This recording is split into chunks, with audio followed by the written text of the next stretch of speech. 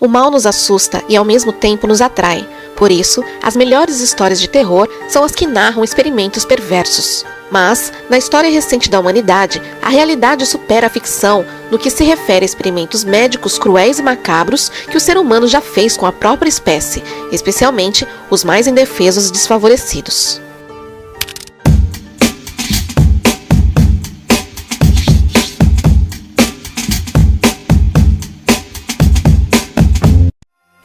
Em 1932, médicos financiados pelo governo dos Estados Unidos iniciaram em Tuskegee, Alabama, um experimento que tinha como objetivo estudar a progressão natural da sífilis sem ajuda de tratamento. Ao longo de 40 anos, 399 pacientes sifilíticos, a maioria deles pobres, negros, meeiros analfabetos, acreditavam que estavam lhes proporcionando assistência médica gratuita, enquanto que na realidade não receberam tratamento algum e nem sequer sabiam que estavam com sífilis. Ao mesmo tempo, os médicos seguiam controlando seu estado de saúde para ver se surgia algum caso de autocura da doença.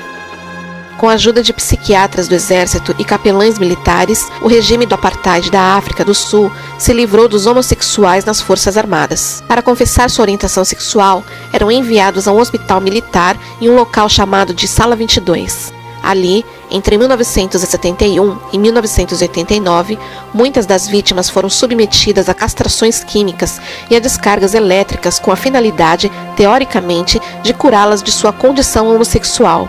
900 homens foram submetidos a cirurgias forçadas de mudança de sexo. Os homens foram convertidos cirurgicamente em mulheres contra sua vontade e devolvidos à vida civil sem meios para custear os caros hormônios necessários para manter sua nova identidade sexual. Em 1947, quando foi descoberto que a penicilina era útil para curar a sífilis, o governo dos Estados Unidos decidiu enviar prostitutas sifilíticas aos presos, doentes mentais e soldados da Guatemala, sendo que nenhum destes deram seu consentimento para participar do experimento. Se um homem não fosse infectado através do sexo, a doença lhe era inoculada. Uma vez infectadas, algumas vítimas eram tratadas com penicilina e outras não, para estudar as diferenças de reação. Cerca de 1/3 das 1.500 vítimas não receberam penicilina e mais de 80 participantes do experimento morreram. O estudo da Guatemala foi conduzido por John Charles Cutler, que posteriormente participou nas fases posteriores do projeto Tuskegee. Em 2010, a então secretária de Estado Hillary Clinton pediu desculpas formalmente a Guatemala por mais este capítulo negro na história americana. De 1965 a 1966, o Dr. Albert Kligman, financiado por Don Chemical Johnson & Johnson e o Exército dos Estados Unidos, realizou o que era considerado uma pesquisa dermatológica em aproximadamente 75 prisioneiros, sobre o qual estudou os efeitos do herbicida conhecido como agente laranja em seres humanos. Foi injetado nos prisioneiros dioxina, um subproduto tóxico do agente laranja, em uma quantidade 468 vezes maior e originalmente requerida pelo estudo. Como resultado, os presos desenvolveram cloracne, também conhecida como acne clórica, uma acne severa combinada com espinhas, cistos e pústulas no rosto, axilas e virilha. Muito tempo depois que os experimentos terminaram, os presos continuaram sofrendo os efeitos. De acordo com a New York Times, de 1951 a 1976, os presos foram pagos para testar uma variedade de substâncias, que inclui desodorantes e shampoos,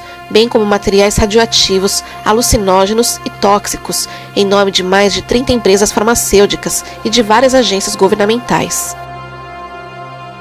Durante a Guerra Fria, os Estados Unidos e a União Soviética passaram a maior parte do tempo tentando descobrir se eles poderiam sobreviver a uma catástrofe nuclear. Quanta radiação poderia receber um corpo humano? Esta seria uma informação importante para o Pentágono saber, aparentemente a fim de proteger seus soldados no caso deles serem loucos o suficientes para iniciar um holocausto atômico. Então entra a escolha aparentemente padrão para a experimentação secreta, os desavisados afro-americanos. Desde 1960 até 1971, Eugene Singer, radiologista da Universidade de Cincinnati, conduziu um experimento para que expusesse 88 pacientes com câncer, pobres e, em sua maioria negros, a radiação em todo o corpo. As vítimas não assinaram nenhum formulário de consentimento, nem foram informados de que o Pentágono financiava o estudo. Simplesmente, lhes disseram que receberiam um tratamento que poderia ajudar. Em 1 hora, receberam o equivalente a cerca de 20.000 radiografias. Como resultados, sofreram náuseas, vômitos, dor de estômago severa, perda de apetite e confusão mental. O homem considerado o pai da ginecologia moderna, James Marion Sims, realizou numerosos experimentos em escravas nos Estados Unidos entre 1845 e 1849. Mulheres com fístula vaginal e lesões entre a vagina e a bexiga foram submetidas à operação sem anestesia. Como eram escravas, não tinha voz para protestar. Algumas passaram por até 30 operações. Há muitos defensores para o Dr. Sims, ressaltando que as mulheres estariam ansiosas para qualquer possibilidade de cura para sua condição e que os anestésicos eram novos e não eram comprovados na época. No entanto, o fato de que eram escravas negras os objetos de experimentos e não as brancas era de se presumir que não se tratava de algo legal. Durante a Segunda Guerra Mundial, em 1942, os alemães submeteram prisioneiros nus em água com gelo durante o máximo de 3 horas para estudar os efeitos das baixas temperaturas sobre os seres humanos e para elaborar maneiras para conseguir com que uma pessoa com hipotermia voltasse a se aquecer. Outros prisioneiros foram submetidos a estreptococos, tétano e mionecrose, ou amarraram os vasos sanguíneos para criar feridas artificiais como as do campo de batalha. Eles introduziram partículas de vidro nas feridas para agravá-las. O objetivo era provar a eficácia da sulfonamida, um agente antibacteriano. Os famosos doutor nazista Geoff Mengele injetou várias substâncias químicas em gêmeos e inclusive juntou 2, costurando-os para criar gêmeos siameses. Os experimentos japoneses são exemplo de atrocidades ainda maiores. Extremidades do corpo foram amputadas e logo costuradas em outras partes do corpo. As extremidades das vítimas foram congeladas e descongeladas, resultando em gangrena. Diversas bactérias e doenças foram injetadas em prisioneiros para estudar seus efeitos. A unidade 731, a mando do comandante Shiroishi, realizou este experimento em nome da pesquisa biológica. O general americano Douglas MacArthur concedeu a Ishii a imunidade em troca de informações bacteriológicas obtidas mediante a estes experimentos macabros. Em 1939, Wendell Johnson, da Universidade de Iowa, fonoaudiólogo, e sua estudante de graduação Mary Tudor realizaram experimentos com gagueira em 22 crianças órfãs não gagas. As crianças foram divididas em 2 grupos. Um grupo recebeu terapia da fala positiva, elogiando-as por sua fala fluente. Ao outro infeliz grupo foi dada terapia negativa, criticando-as duramente por qualquer falha em suas habilidades de fala, rotulando-os de gagos. O resultado dessa experiência cruel era que as crianças no grupo negativo, apesar de não serem transformadas em adultos totalmente gagos, sofreram os efeitos psicológicos negativos e várias delas sofreram com problemas de fala para o resto de suas vidas. Crianças anteriormente normais saíram do experimento apelidado de o estudo monstro, ansiosas, retiradas e silenciosas.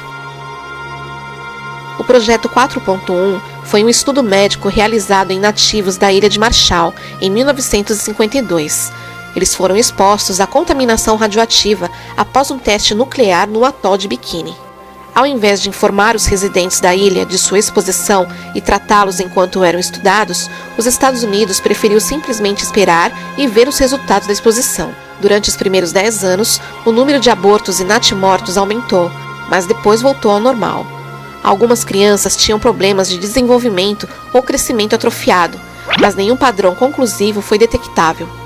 Após essa primeira década, no entanto, um padrão surgiu e foi feio. Crianças com câncer de tireoide significativamente acima do que seria considerado normal. Por volta de 1974, quase 1/3 dos habitantes da ilha desenvolveram tumores.